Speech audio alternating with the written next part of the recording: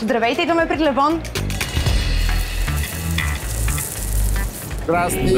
Мирише много вкусно. Здрасти, мирише вкусно и сме готови след съвсем маничко. Рязко огладняваме ми. Много сме гладни, вече да знаеш.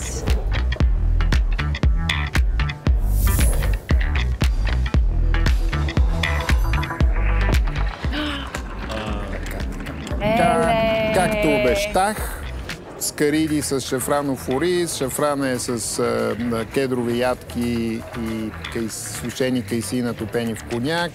Ние вече нямаме търпение да го опитаме. Правилният човек даваш първата порция. Правилният човек, да. Не, започваме. Най-ранобудния. Така. Сядаме, почваме с едно на здраве. Айде, на здраве за теб, за майстора. Благодаря, така.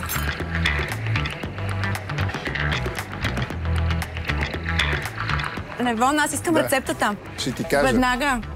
Да не пропуснеш някоя тайна съставка. Сигурно си впечатлява много жени с това. Много дами. И мъже. И мъже. Само, че не се възползвам след това. Още две.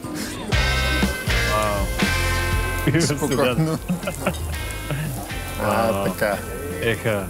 С какво вино ги консумираме най-добре? Типичните вина за това са просеко, шампанско. Газираните. Ако няма... Газирани и също сухи минерални бели вина.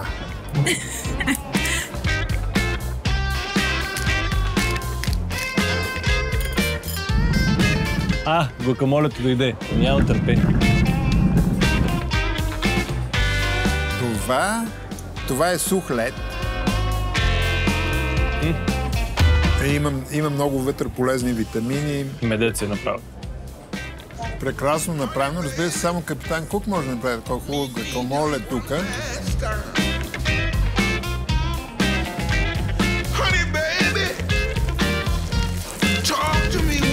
Какво е това чудо, дето носиш? Направо. Вау!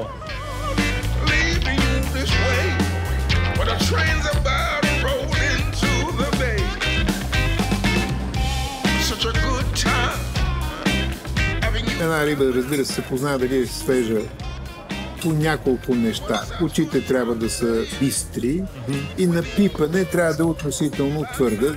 При нас всичко беше на 6. Благодарим ти за обяда, който почти премина в вечеря. Мерси. И продължава. Мерси. И сега продължава с един сладолед с течен азот, много хай-тек, много модерен. И да видим как ще се справим с това. Ще бъде добре. Ще се справим.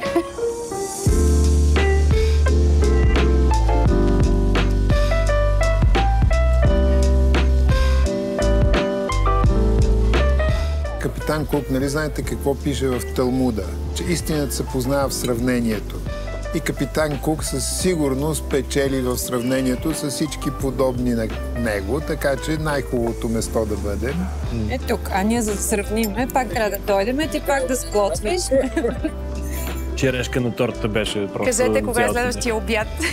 Всяко 6-то число от месеца. Капитан Кук, Имаме 4 човека. Имаме сделка. Дил. Веднага го правим.